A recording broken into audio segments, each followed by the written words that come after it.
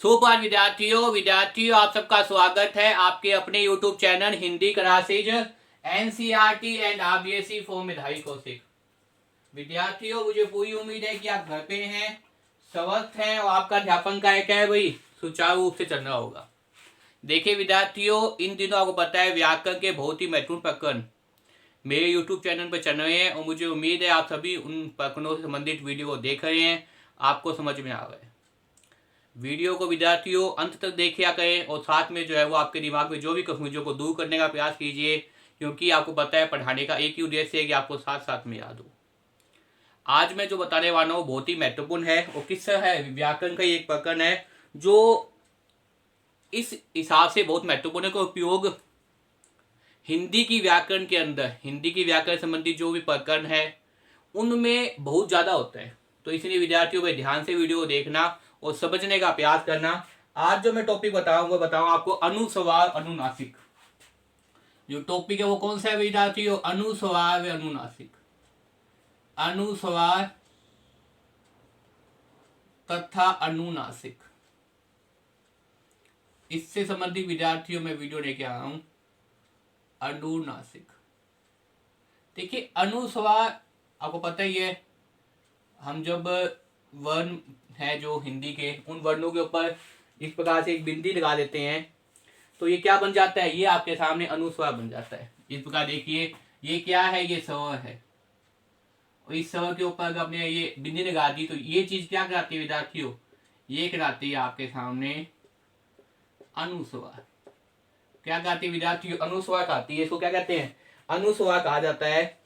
और इसी प्रकार से आप देख सकते हैं कि अगर मान लो मैंने ये चीज लिख दी और इसके ऊपर ऐसे लगा दिया चंद्र बिंदु, तो इस चंद्र बिंदु को हम क्या कहते हैं बताइए? अनुनासिक। क्या कहते हैं विद्यार्थियों? अनुनासिक। यहां तक कोई समस्या? देखिए अनुस्वार और अनुनासिक बता रहा हूं, हालांकि ये बहुत ही सरल टॉपिक आपको लगेगा लेकिन ये बहुत ही यूजफुल है। मैंने कई विद्यार्थियों के द्वारा दिए गए जो मैसेज हैं व्हाट्सएप के माध्यम से, फोन कॉल है, उसमें जो है उन्होंने पूछा है मुझसे कि सर एक बार अनुस्वार अनुनासिक के बारे में विस्तार से बता देना, क्योंकि जो शब्द को देखते हैं या आप वर्ण विभाजन करते हैं उन दोनों ही प्रकार के प्रकरणों के अंदर ये जो अनुस्वार है ये आपके सामने काफी महत्वपूर्ण होता है कि कहीं तो हम अनुस्वार लगा देते हैं, कहीं हम आधा व्यंजन लगा देते हैं, क्योंकि कहाँ आधा व्यंजन लगेगा, अनुस्वार कहाँ लगेगा, किस प्रकार के अनुस्वार होते हैं और कहाँ कहाँ कैसे कैसे इनका उपयोग किया जाता है, ये सब कुछ हिंदी की मानक जो शब्दकोश है, हिंदी के जो मानक नियम है व्याकरण के, बहुत ही विस्तार से बताए गए विद्यार्थियों। तो भाई ध्यान से वीडियो देखने विद्यार्थियों। तो आज मैं आपको बताऊंगा वास्तव में अनुस्वार। देखिए अनुस्वार वास्तव में क्या होता है और अनुस्वार कहाँ कहाँ प्रयोग किया जाता है, उससे संबंधित मैं आपको बातें बताऊंगा। तो मुझे उम्मीद है विद्यार्थियों आपको समझ में आएगा। देखिए सबसे पहले देखिए अनुस्वार। देखिए अनुस्वार को देखिए सबसे पहले कि वास्तव में अनुस्वार, अनुस्वार देखिए क्या होता है। अनुस्वार होता है स्वरों के उच्चारण में यदि हर्ष केवल नासिका के निकले, स्वरों के उच्चारण में, स्वरों के उच्चारण में यदि हवा केवल कहां से निकले? नासिका निकले। स्वरों के उच्चारण में, स्वर का मतलब मात्रा होती है विद्यार्थियों। स्वरों के उच्चारण में सबसे पहले तो क्या करना है भाई? स्वरों के जो स्वर हैं, उच्चारण का मतलब होता है विद्यार्थियों बोलना। स्वरों के उच्चारण में और ये जो निकलती है वो क्या निकलती है? हवा निकलती है। कंपन नाद जिसे अपने ध्वनि बोलते हैं, जिसे अपने ध्वनि बोलते हैं, नाद या कंपन। स्वरों के उच्चारण में हवा यदि नासिका से निकले, स्वरों के उच्चारण में हवा यदि नासिका, नासिका मतलब नाक से, स्वरों के उच्चारण में हवा यदि, हवा कहां से निकले विद्यार्थियों? नासिका से निकले, नासिका से निकले तो देखिए हवा है, उच्चारण करेंगे, उच्चारण का मतलब बोलना, स्वरों को बोलेंगे। स्वरों के उच्चारण में हवा यदि नासिका से निकले तो उसे अनुस्वार कहते हैं। तो उसे क्या कहते हैं विद्यार्थियों? तो उसे अनुस्वार कहते हैं। तो उसे अनुस्वार कहते हैं। क्या कहते हैं विद्यार्थियों? अनुस्वार कहते हैं। सबसे महत्वपूर्ण बात तो आपको पता होना चाहिए कि वास्तव में अनुस्वार है क्या, जिसका प्रयोग आप हिंदी में जगह जगह करते रहते हैं। वास्तव में वो क्या चीज है? वो चीज क्या है? स्वों के उच्चारण में हवा यदि क्या निकले, नासिका से निकले, तो उसे अनुस्वार कहते हैं। स्व का मतलब मात्राएं। थोड़ा सा यहाँ इस भाषा को समझ लीजिए विद्यार्थियों। स्व का मतलब क्या होता है? मात्राएं, जो आप मात्रा लगाते हैं। उच्चारण का मतलब बोलना। उच्चारण का मतलब क्या? बोलना। हवा आपको पता ही है, वायु। और नासिका मतलब क्या होता है? नाक। नासिका हम किसे कहते हैं विद्यार्थियों? नाक। नाक से निकले तो उसे हम क्या कहेंगे? अनुस्वार कहेंगे। और इसे किस प्रकार से व्यक्त करते हैं? इसे इस प्रकार से व्यक्त करती है। ये जो बिंदी है वो क्या कहती है? अनुस्वार कहती है। ये जो बिंदी अपने लगा देते हैं इसे क्या कहते हैं? यह चिन्ह वर्णों के ऊपर एक बिंदु के रूप में प्रयोग किया जाता है। ये कैसे किया जाता है? ये चिन्ह वर्णों के रूप में एक बिंदु के रूप में क्या किया जाता है? प्रयुक्त किया जाता है। किसके रूप में प्रयोग किया जाता है? बिंदु के रूप में प्रयुक्त किया जाता है। तो मुझे उम्मीद है विद्यार्थियों आप बार बार जो अनुस्वार को देखते हैं उसकी परिभाषा आज आपने वास्तव में जानी होगी कि अनुस्वार की भी एक परिभाषा है। स्व के उच्चारण में, स्व का मतलब मात्रा, स्व के उच्चारण में हवा यदि नासिका से निकले, नासिका मतलब क्या है? नाक से। स्व के उच्चारण में यदि हवा कहां से निकले? नाक से निकले। जैसे जन, गिने, गे, ये निकले तो इसे क्या कहते हैं? अनुस्वार कहते हैं। इसे क्या कहते हैं विद्यार्थियों? अनुस्वार कहते हैं। तो मुझे उम्मीद है यहां तक समझ में आ गई होगी। अब सबसे महत्वपूर्ण बात, अनुस्वार के प्रयोग में ध्यान रखने योग्य बातें। अनुस्वार के प्रयोग में सेकंड नंबर चलते हैं विद्यार्थियों। अनुस्वार के प्रयोग में, अनुस्वार के प्रयोग में ध्यान में रखने वाली बातें। अनुस्वार के प्रयोग में ध्यान में रखने योग्य बातें। अनुस्वार के प्रयोग में ध्यान में रखने योग्य बातें। ध्यान में रखने योग्य बातें। भी आप कहीं तो अनुस्वार का प्रयोग कर देते हैं, कहीं आधे वर्ण का प्रयोग कर देते हैं। तो इसके कुछ नियम है विद्यार्थियों। इन नियमों को मैं बताने का प्रयास करूंगा ताकि आप हिंदी लिखते समय, क्योंकि अनुस्वार का प्रयोग आपको कहीं ना कहीं शुद्ध शब्द लिखने में काम आएगा। पेपर के अंदर शुद्ध शब्द आते हैं तो वहां भी आप देख सकेंगे कि कहाँ आप अनुस्वार लगाएंगे, कहाँ आप आधा वर्ण लगाएंगे। इसके कुछ नियम है विद्यार्थियों, तो बड़े ध्यान से समझने का प्रयास कीजिए। हिंदी भाषा में अनुस्वार का प्रयोग क्या है? बहुत ही महत्वपूर्ण स्थान है। सबसे बड़ी बात तो हिंदी भाषा के अंदर क्या है? अनुस्वार जो है वो बहुत ही महत्वपूर्ण होते हैं विद्यार्थियों। बहुत ही महत्वपूर्ण स्थान है। किसका स्थान है विद्यार्थियों? अनुस्वार का। किसका स्थान है? अनुस्वार का। हिंदी भाषा के अंदर अनुस्वार का क्या है? बहुत ही महत्वपूर्ण स्थान है। अब देखिए विद्यार्थियों, आपको पता नहीं आया होगा, इसका प्रयोग इस प्रकार करते हैं। सबसे पहले तो करते हैं अनुस्वार का प्रयोग बिंदु के रूप में। अनुस्वार का प्रयोग बिंदु के रूप में। जैसे मानो मैं आपको बता दूं, एक नियम बता दूं आपको। सबसे पहले पहला नियम क्या है? कुछ नियम है विद्यार्थियों कि अनुस्वार, ये क्या है? ए के ऊपर अनुस्वार है। ये क्या है विद्यार्थियों? मैंने बताया ये जो चंद्र बिंदु है, जो बिंदु है, इसे हम क्या कहते हैं? अनुस्वार कहते हैं। तो समझने का प्रयास कीजिए विद्यार्थियों। ए अनुस्वार के ऊपर बिंदु का प्रयोग, ए अनुस्वार के रूप में, ए अनुस्वार के रूप में, ए अनुस्वार के रूप में बिंदु का प्रयोग, ए अनुस्वार के रूप में बिंदु का प्रयोग, ए अनुस्वार के रूप में बिंदु का प्रयोग कहां कहां किया जाता है?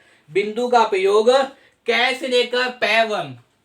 बिंदु का प्रयोग आपने वर्ण में देखी हो तो कै से लेकर, कै कंठ है, कै से लेकर पै तक वर्ण, जो कै से लेकर पै तक वर्ण है, कंठ है, मुंह है, कै जगह तानु है, चे जगह मूर्धन्य है, दंत है, ओष्ठ है।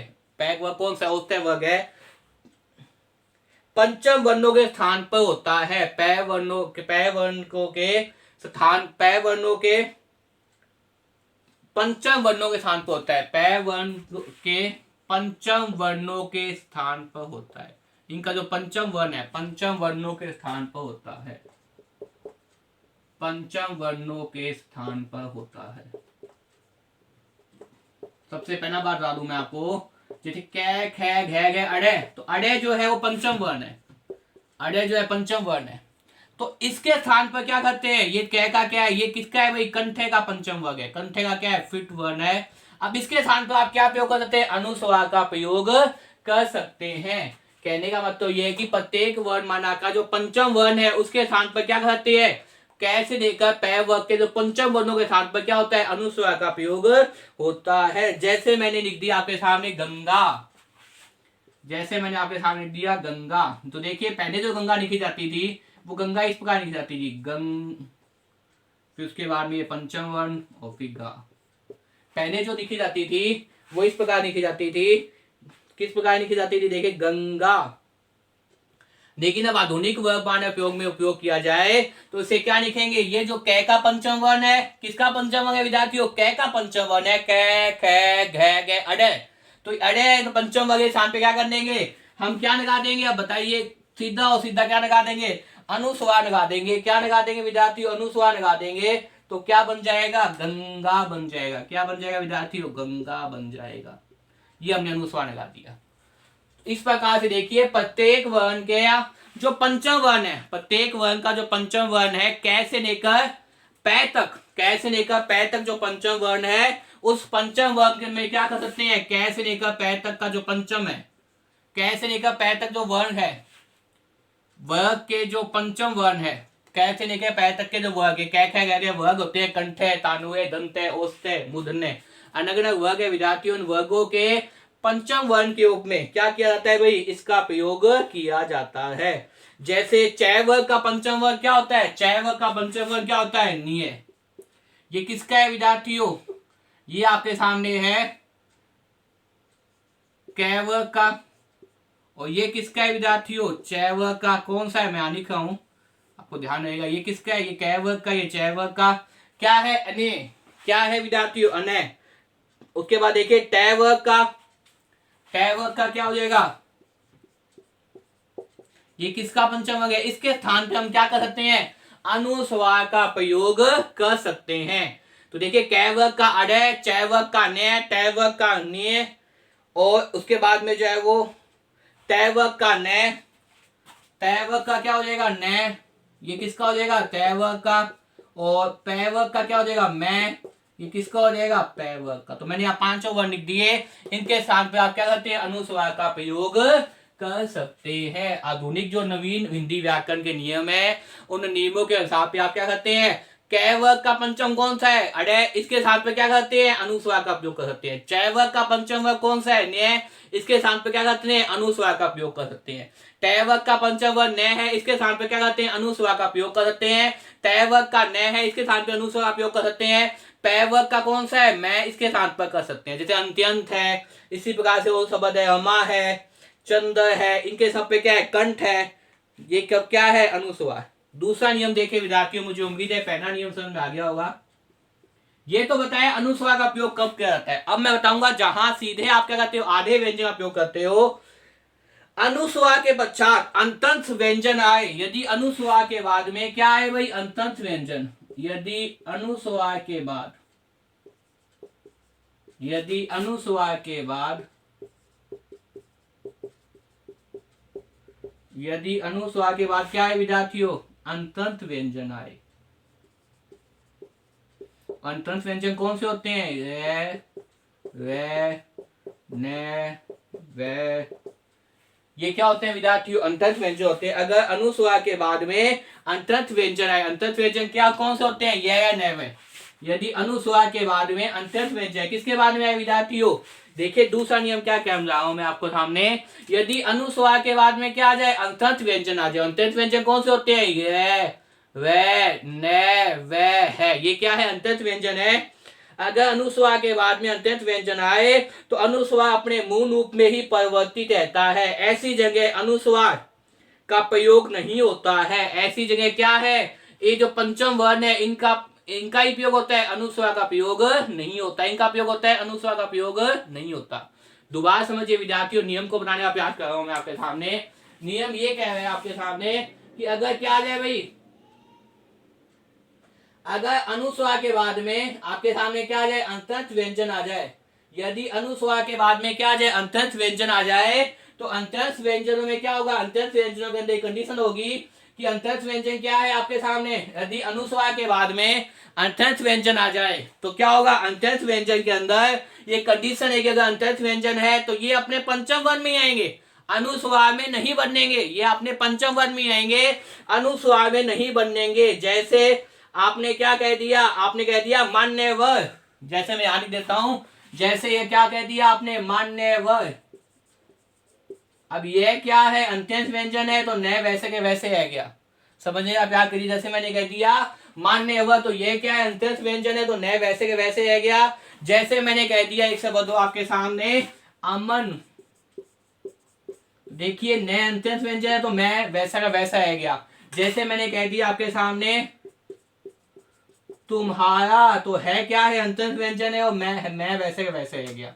मुझे लगता है समझ आगे होगा नियम। दूसरा नियम बहुत ही महत्वपूर्ण है आपके लिए, यदि अनुस्वार के बाद क्या आ जाए भाई, अंत्यंश व्यंजन आ जाए, यदि अनुस्वार के बाद अंत्यंश व्यंजन आ जाए तो यह नैवे है आने के बाद शब्द अनुस्वार में अपने मूल रूप में रहता है। मूल रूप का मतलब क्या है, ये इन्हीं वर्णों में आएगा, अपने मूल रूप में आएगा। और मूल रूप का मतलब क्या है, इन्हीं वर्णों में आएगा, अनुस्वार में परिवर्तित नहीं होगा। जैसे मान्यवर, न के बाद क्या अंत्यंश व्यंजन है ये, तो न वैसे के वैसे है, कोई परिवर्तन नहीं है, मतलब अनुस्वार में नहीं बनेगा। है क्या है, अंत्यंश व्यंजन तो मैं वैसा का वैसा, न क्या है अंत्यंश व्यंजन तो मैं वैसा का वैसा। मेरे की बातें तो ये है कि ये जो आपके सामने अंत्यंश व्यंजन है, अगर ये आपको दिखाई दे रहे हैं तो इसके बाद में आप क्या कहोगे, वर्ण जो है पंचम वर्ण ये ये अपने मूल रूप में आएंगे, अनुसार परिवर्तित नहीं होंगे।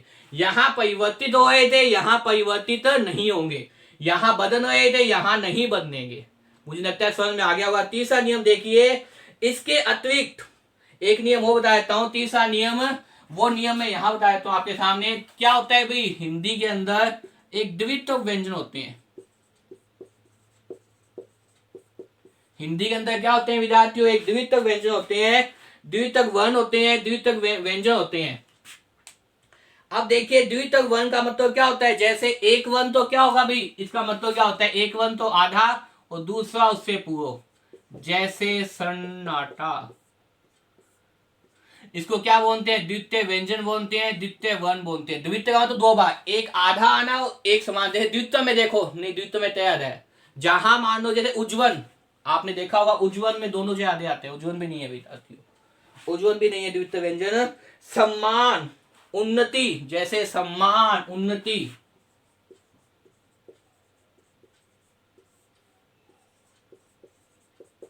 जैसे सम्मान उन्नति, ये देखिए विद्यार्थियों ये क्या है, द्वितीय व्यंजन है। सन्नाटा ये भी क्या है, द्वितीय व्यंजन है, द्वितीय वर्ण है। जहां एक वर्ण आधा आए और दूसरा वर्ण क्या है, वही वर्ण संपूर्ण रूप से पूरा आ जाए। जैसे यहाँ पे न आधा है तो न पूरा है, यहाँ मैं आधा तो मैं पूरा, या न आधा तो न पूरा, उसे क्या बोलते हैं, द्वितीय व्यंजन आते हैं। तो द्वितीय व्यंजनों में भी अनुस्वार का प्रयोग नहीं किया जा सकता। नियम क्या है विद्यार्थियों, द्वितीय व्यंजनों में भी अनुस्वार का प्रयोग नहीं किया जाता, मतलब ये अपने मूल रूप में ही रहते हैं। कहने का मतलब ये है, इसमें भी क्या है विद्यार्थियों, आप अनुस्वार नहीं लगाएंगे, आप क्या लगाएंगे, इनका मूल रूप ही लिखेंगे। किनका मूल रूप लिखेंगे, द्वितीय व्यंजनों का मूल रूप ही लिखेंगे। देखिए तीसरा नियम ये है कि द्वितीय व्यंजनों में आने पर वहां अनुस्वार का प्रयोग नहीं किया जाता, द्वितीय वर्णों में आने पर वहां अनुस्वार का प्रयोग नहीं किया जाता। मुझे उम्मीद है विद्यार्थी आपको तीनों नियम समझ में आ गए होंगे। पहले नियम बताया कि प्रत्येक वर्ग का पंचम वर्ग कब अनुस्वार बनता है। दूसरे नियम में बताया अगर अंतरिक्ष व्यंजन है तो वहां आप देखिए अनुस्वार जो है वो अनुस्वार नहीं लगेगा, वर्ण का मूल रूप ही आएगा। और तीसरा वर्ण मैंने बताया द्वितीय व्यंजन है, अगर द्वितीय व्यंजन है तो भी क्या होगा, वो अनुस्वार नहीं लगेंगे, वर्ण अपने मूल रूप में भी दिखाई देंगे। तो विद्यार्थियों मुझे उम्मीद है आपको अनुस्वार कहाँ कहाँ लगाते हैं ये बातें समझ में आ गई होगी। बार बार इस वीडियो को देखिए, याद करने का प्रयास कीजिए विद्यार्थियों। और मेरे द्वारा बनाई वीडियो का आपको पसंद आए तो इसे ज्यादा लाइक कीजिए, कमेंट कीजिए, शेयर कीजिए विद्यार्थियों। और चैनल पे अगर आप नए हैं तो चैनल को सब्सक्राइब कर लीजिए। घर पे रहिए, स्वस्थ रहिए, खूब मन लगाकर पढ़िए विद्यार्थियों। धन्यवाद।